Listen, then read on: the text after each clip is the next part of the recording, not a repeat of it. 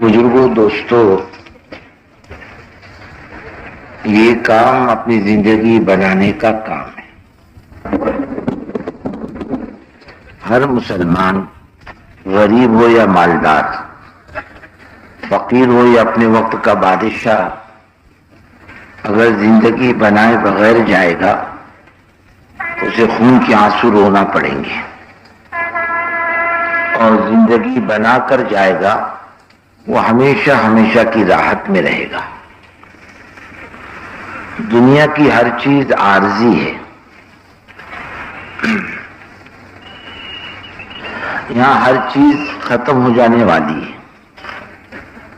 ایک وقت آتا ہے چیزیں آدمی کو چھوڑ دیتی ہے یا آدمی چیزوں کو چھوڑ دیتا ہے، اور اسے سب کچھ چھوڑ کے جانا پڑتا ہے، چاہے تو بھی اور نہ چاہے تو بھی۔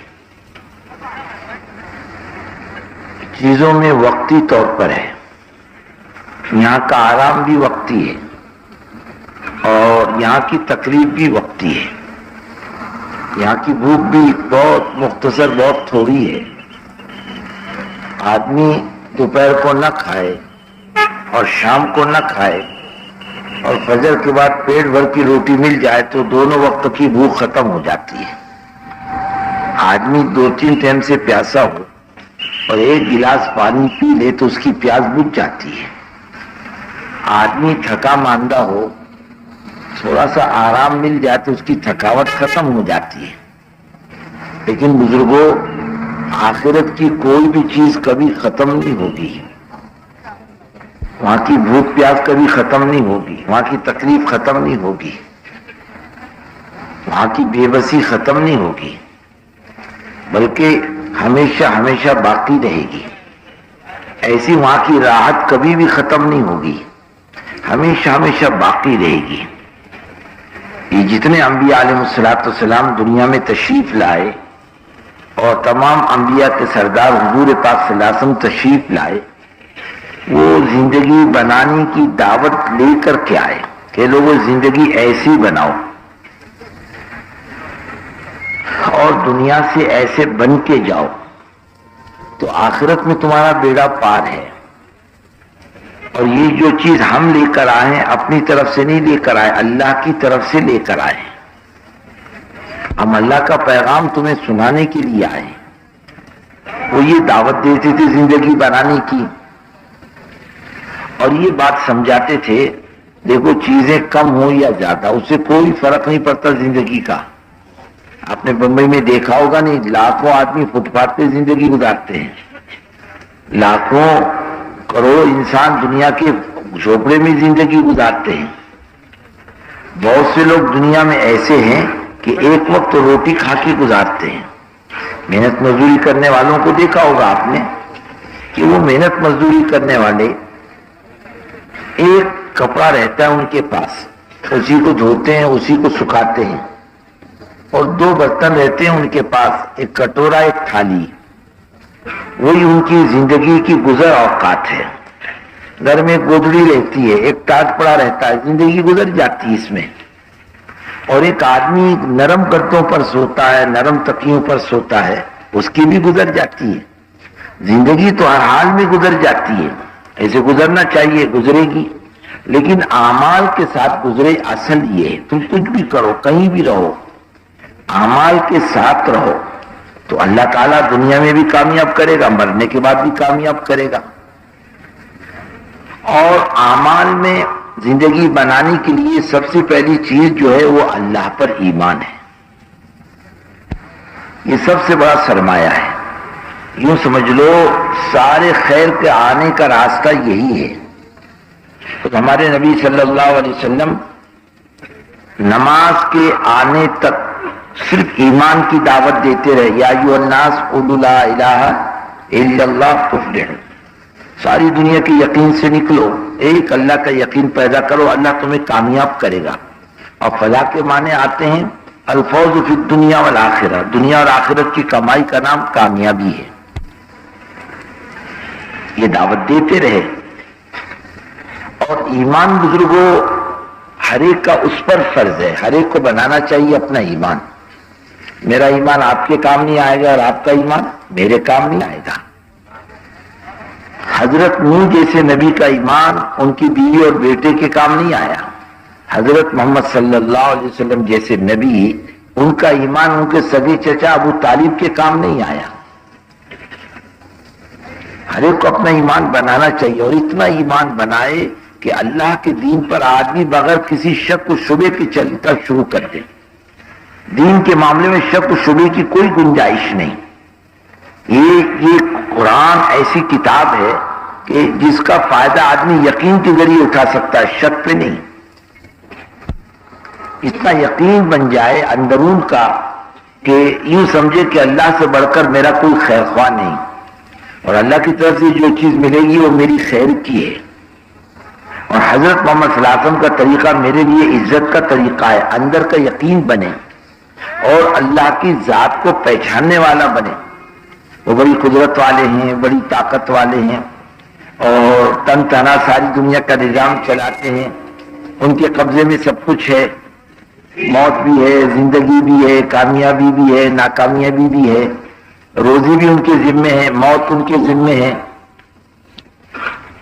اولاد کا دینا نہ دینا ان کے ذمے ہے، پانی کا برسانا نہ برسانا، اناج کا اگانا، جانور کے تھنوں میں دودھ کا پیدا کرنا، شہد کے مکھیوں کے ذریعے شہد کو بنوانا انسان کی ضرورت کے لیے، ہواؤں کا چلانا، زمین میں زرخیزیوں کا پیدا کرنا، ایک اللہ کے قبضے کی بات ہے اور اللہ کے علاوہ کسی کے قبضے میں کچھ بھی نہیں ہے.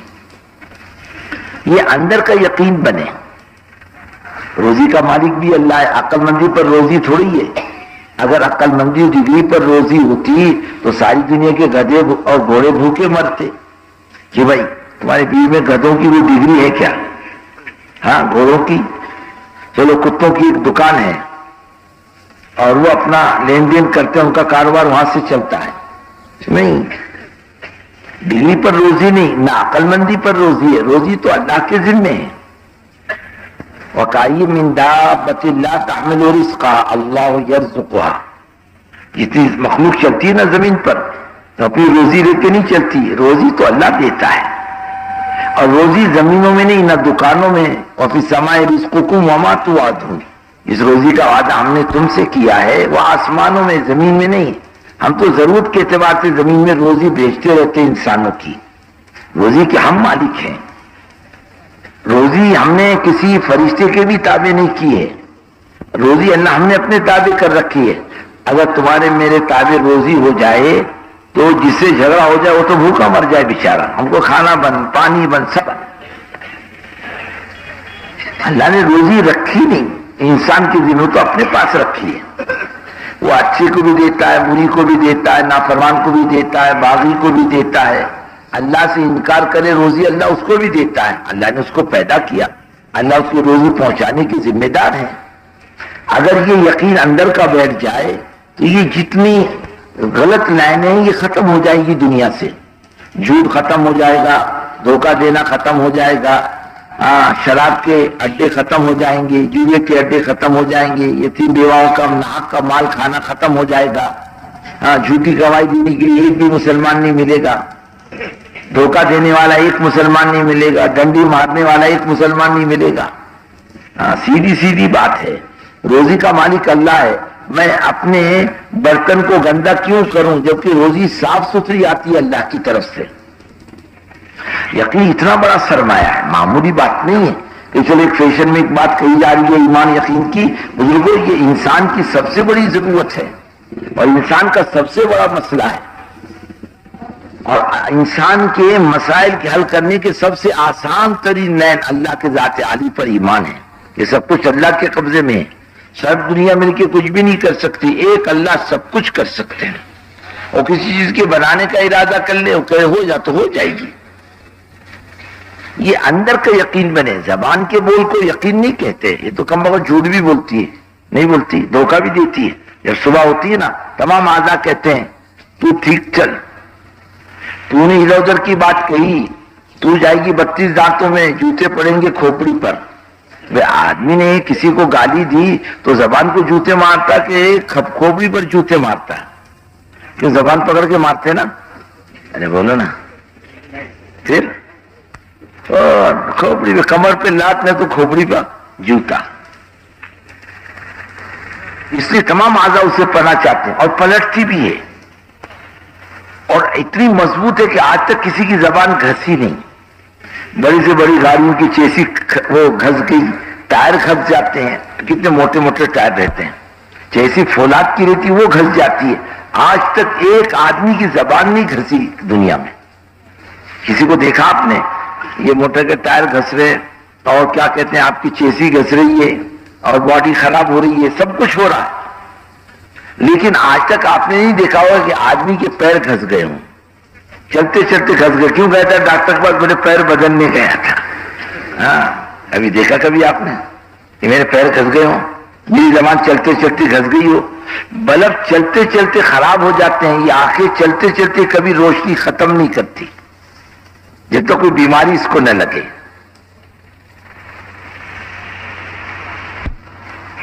اللہ نے یہ زبان اتنی قیمتی نعمتیں دی ہیں. زبان کا اعتبار نہیں، جھوٹ بھی بولتی ہے، الٹ بھی بولتی ہے. بڑی خوشی ہوئی آپ سے مل کر، اور دن میں کہہ رہا کم بخت مہنگائی کے زمانے میں کائے کو ملا 3 روپے کی چائے پلانی پڑے گی. بڑے وہ الٹی بھی کہتی. اسے آپ دیکھو گے مرنے والی کی سب سے پہلی طاقت جو اللہ سلب کرتا ہے وہ زبان کی طاقت سلب کرتا ہے.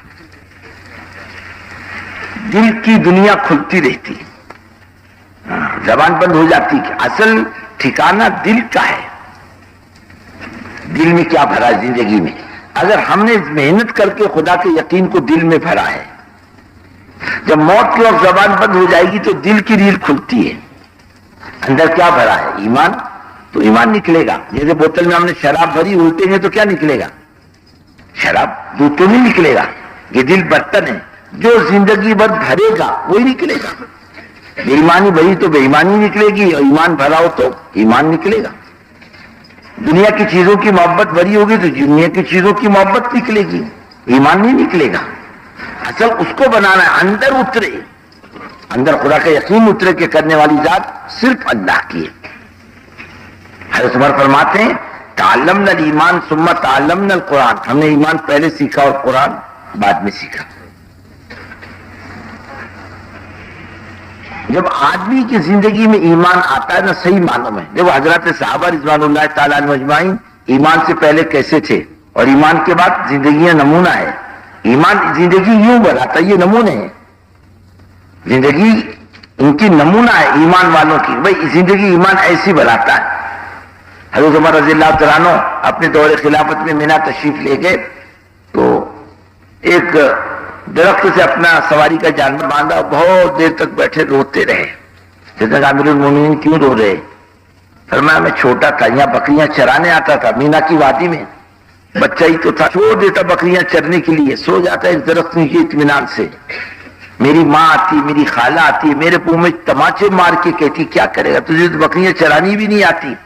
کہا وہ میری بے دینی کا وبال تھا، آج اللہ نے مجھے مسلمانوں کا خلیفہ بنایا، وہ میرا کمال نہیں میرے ایمان کا کمال ہے. مجھے ایمان نے ایسا بنایا. دین اتنا بلند کرتا آدمی کو، اگر ایمان آ جائے آدمی اتنا بلند ہوتا ہے. ایک بکریاں چرانے والا حضرت عبداللہ بن عمر رضی اللہ تعالیٰ نے اس کو دیکھا کہ بکریاں ہانکتا ہوا لے جا رہا ہے جنگل کی طرف. کہنے کہ بھائی سے بھی چراؤ اور کھانے میں شریک ہو جاؤ ہمارے ساتھ. کہنے کہ میرا تو روزہ ہے. اتنی گرمی میں روزہ تیرا؟ کہا میں خالی دنوں کو وصول کر رہا ہوں، آخرت میں کام آ جائیں گے میرے. کہا اچھا بکری بیچ دے ہمارے ہاتھوں، گوشت آدھا تیرے کو دیں گے، پوری رقم دیں گے.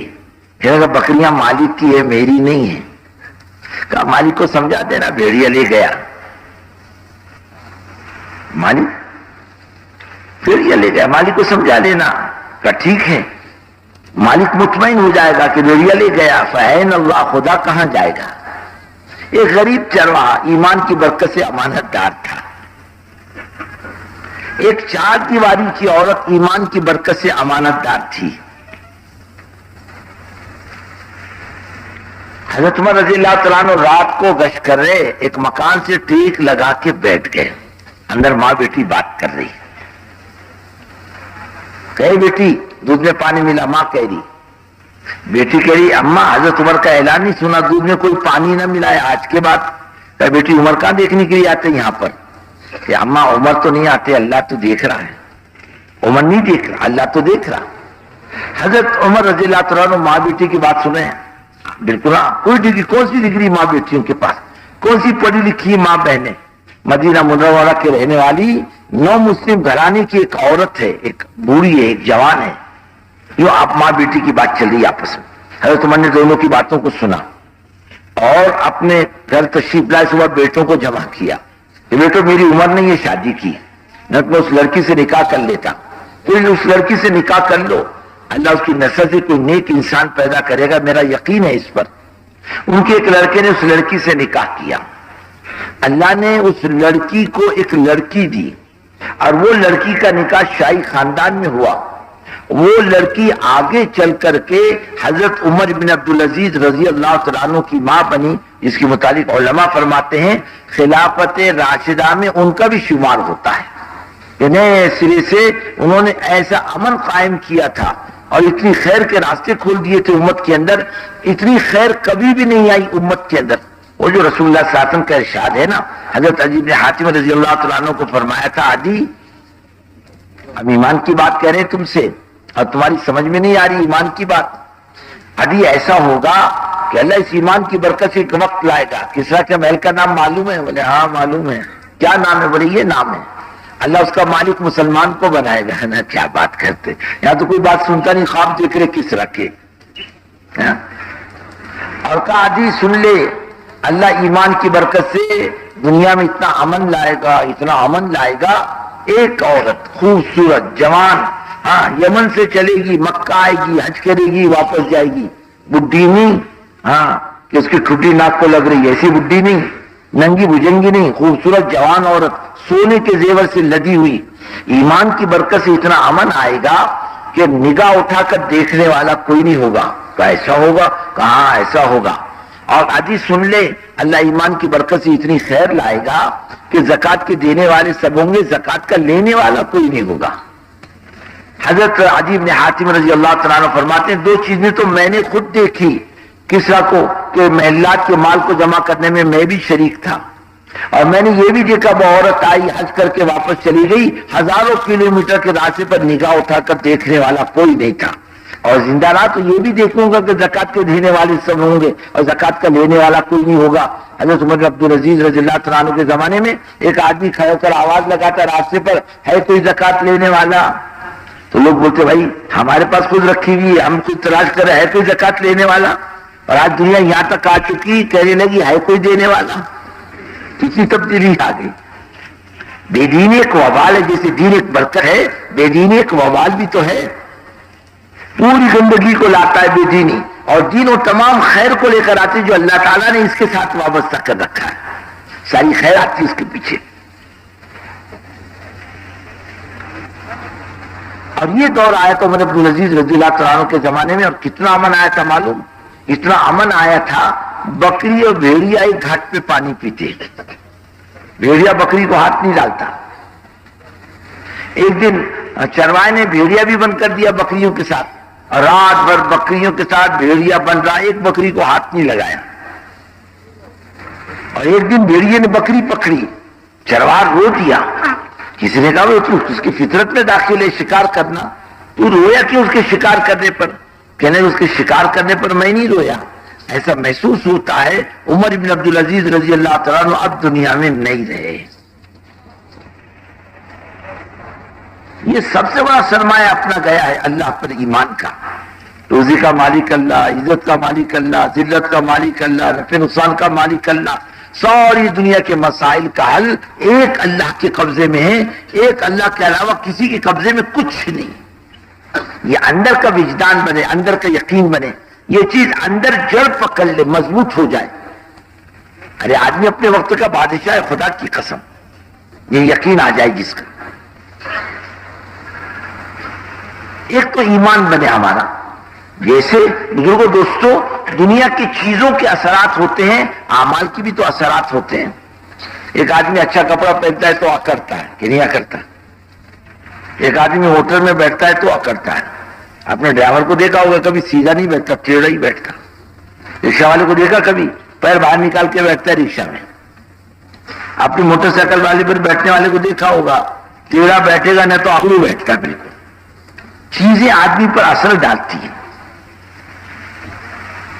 ہمارے استاد کے پاس بمبئی میں ایک نوجوان قرآن شریف پڑھتا تھا. ایک دن ہمارے استاد کہنے لگے, ارے بیٹے تو قرآن شریف پڑھنے آتا ہے, تیرا نام کیا, تو رہتا کہاں, کرتا کیا؟ بولے حضرت نام بھی مت پوچھو, کیا کرتا ہوں یہ بھی مت پوچھو, کہاں رہتا ہوں یہ بھی مت پوچھو. بولے کیوں؟ بولے اچھی بات نہیں ہے. ارے کیا اچھی بات نہیں, تو بیمار پڑا, تیرے کو دیکھنے آئیں گے, ہاں تیرے سے ملاقات کرنے آئیں گے. بولے حضرت میں پاکٹ پاکٹ مارتا ہوں. کون؟ جیب کترا. پاکٹ مار ایک تو درجی ہوتا جیب کاٹنے والا, یہ درجی نہیں پاکٹ مار. اور بمبئی کی پاکٹ مار مشہور ہے نا بھائی, بمبئی کے پاکٹ مار بہت مشہور ہے. کب آپ کے جیب سے مال نکالیں گے پتہ بھی نہیں چلتا. باہر کا ایک پاکٹ مار آیا بمبئی میں, تو دیکھو بمبئی کے پاکٹ مار کیسے ہیں. 3 دن تک جیب میں مال رکھ کے گھما, ایک نے بھی مال نہیں چرایا اس کا. ہے تیری بمبئی کی. بولے بڑے نام سنتے تھے جیب کتروں کا, 3 دن سے جیب میں مال رکھ کر گھوم رہا ہوں, ایک نے بھی میرا مال نہیں اڑایا. میں بھی کیسا ہوشیار ہوں. بازو میں ایک جیب کترا کھڑا تھا, کہنے گے بیٹے چل آگے چل. 3 دفعہ مال نکال کر واپس رکھ چکا. کتنی دفعہ؟ اور بولے نقلی نوٹ رکھتا ہے جیب کے اندر, اصلی نوٹ بھی نہیں ہے. ہاں بمبئی ایسا ہوشیار اپنے لائن کے اندر مشہور ہے. بولے حضرت میں پاکٹ مار ہوں. بولے پاکٹ مار ہے؟ ہاں. اچھا لوگوں کی جیب میں مال رہتا تیرے کو کیسے پتا چلتا ہے؟ بولے حضرت میرے دھندے کی بات مت پوچھو. ہم کو تھوڑی دھندا کرنا ہے تیرا, ہم کو دھندا نہیں کرنا. چلے حضرت شام ہوتی ہے نا, ہم کپڑے پہن کے نہا دھو کے کھڑے ہو جاتے ہیں راستوں پر. ہم جانے والے کو نہیں دیکھتے جوان ہے کہ بوڑھا ہے کہ جنٹل مین ہے, اس کے کپڑے کیسے, اس کا رنگ کیسا, ہم یہ نہیں دیکھتے. ہم تو ایک ہی چیز پر نگاہ رکھتے ہیں, چلنے والوں کے پیر سے جب مٹی اٹھتی ہے اور مضبوط پیر رکھتا ہے زمین پر, ہم سمجھتے ہیں اس کی جیب بھاری ہے, ہاتھ مار دیتے ہیں. اور دیکھتے ہیں چلنے والا اپ ٹو ڈیٹ ہے لیکن پیر سے مٹی نہیں اٹھتی, پھکر ہے, کیا فائدہ ہاتھ مار کے. جیب کا پیسہ بھی عقل لاتا ہے. لاتا نہیں